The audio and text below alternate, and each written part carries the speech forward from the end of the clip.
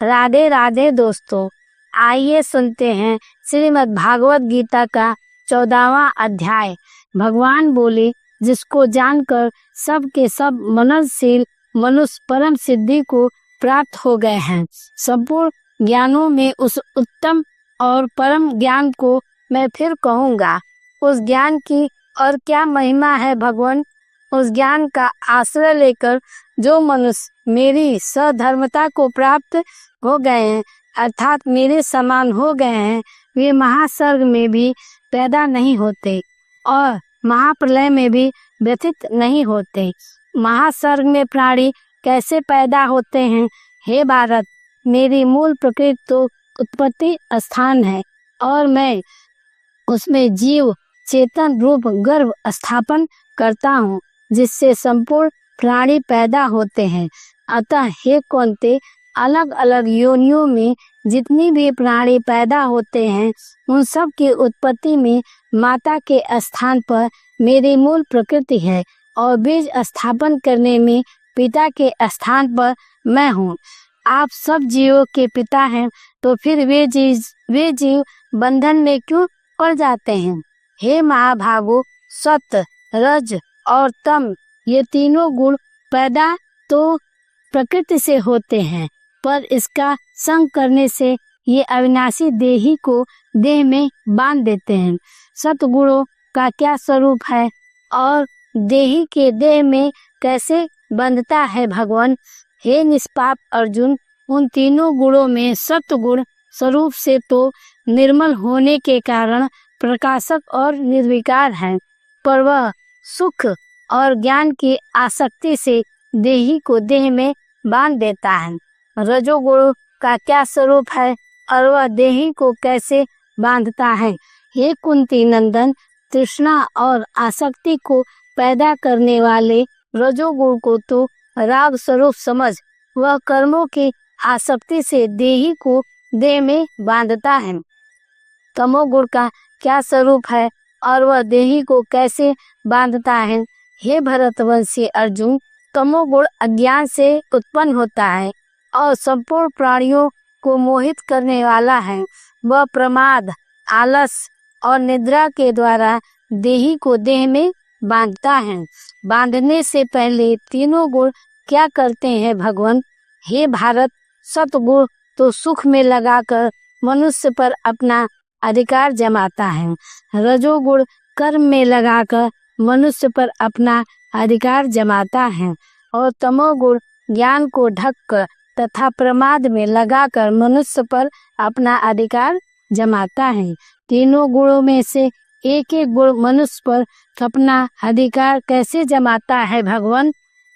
हे भरतवंशी अर्जुन, रजोगुण और तमोगुणों को दबाकर सतगुण बढ़ता है, सतगुण और तम गुण को दबाकर रजोगुण बढ़ता है तथा सतगुण और रजोगुणों को दबाकर तमोगुण बढ़ता है।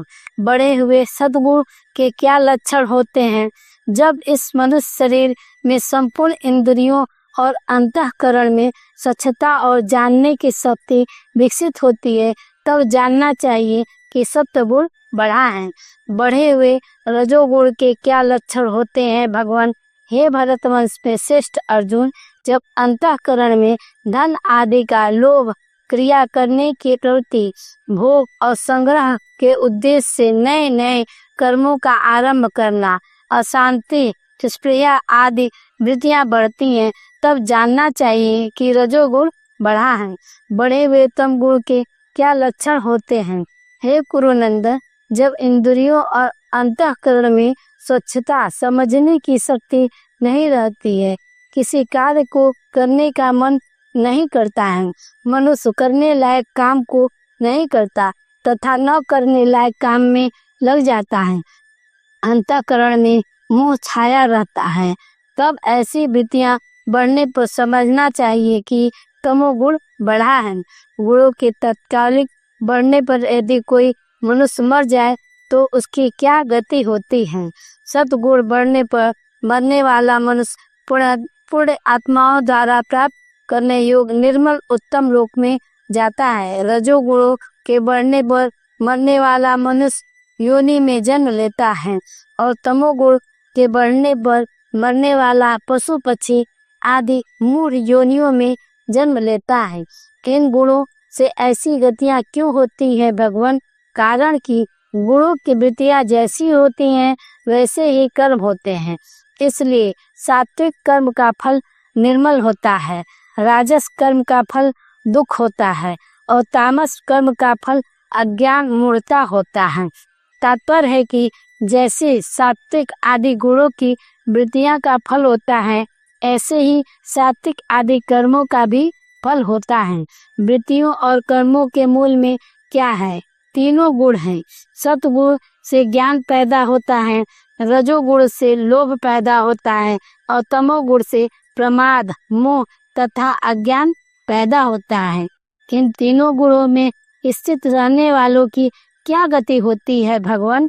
सतगुण में स्थित रहने वाले स्वर्ग आदि ऊंचे लोक में जाते हैं। रजोगुण में स्थित रहने वालों मनुष्यों का जन्म होता है और निंदनीय तमोगुण में स्थित रहने वाले नरकों आदि में जाते हैं। तो फिर आपको कौन प्राप्त करता है? जो मात्र कर्मों के होने में गुण के सिवाय अन्य को करता नहीं देखता और अपने को गुण से अतीत अनुभव करता है, वह मेरे स्वरूप को प्राप्त हो जाता है तथा वह विवेकी मनुष्य देह को उत्पन्न करने वाले इन तीनों गुणों का अतिक्रमण करके जन्म, मृत्यु और वृद्धावस्था दुख से मुक्त होकर अमरता का अनुभव करता है। अर्जुन बोले, हे प्रभु, किन तीनों गुणों से अतीत हुआ मनुष्य किन किन लक्षणों से युक्त होता है?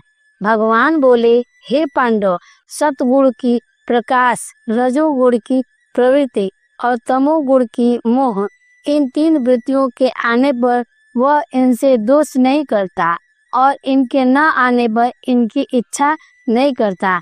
जो उदासीन की तरह रहता है, गुणों के द्वारा विचलित नहीं किया जा सकता तथा गुण ही गुण को बरत रहे हैं, ऐसा अनुभव करते हुए अपने स्वरूप में स्थित रहता है और स्वयं चेष्टा रहित है। गुणातीत मनुष्य के आचरण कैसे होते हैं भगवान? उसके आचरण समता पूर्वक होते हैं।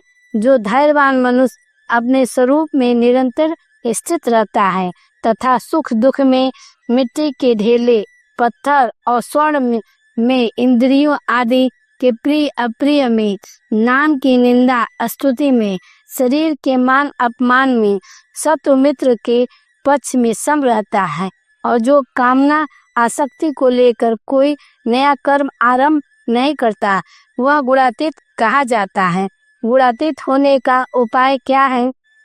जो मनुष्य अव्यभिचारी अनन्य भक्ति योग से मेरा भजन करता है, वह तीनों गुणों का अतिक्रमण करके ब्रह्म प्राप्ति का पात्र बन जाता है। भक्ति करे आपकी और पात्र बन जाए ब्रह्मा प्राप्ति का, यह कैसे भगवान? भैया, ब्रह्मा अविनाशी अमृत सनातन धर्म है और एकांतिक सुख का आश्रय मैं हूँ, अर्थात ये सभी मेरे ही नाम हैं। राधे राधे दोस्तों। इस प्रकार श्रीमद् भागवत गीता का भक्ति से जुड़ी बातों को जानने के लिए हमारे चैनल को सब्सक्राइब करें और घंटी का बटन दबा दें। अगर वीडियो पसंद आए तो उसे लाइक जरूर करें। बाबा भोलेनाथ की कृपा दृष्टि आप पर सदैव बनी रहे। हर हर महादेव की जय।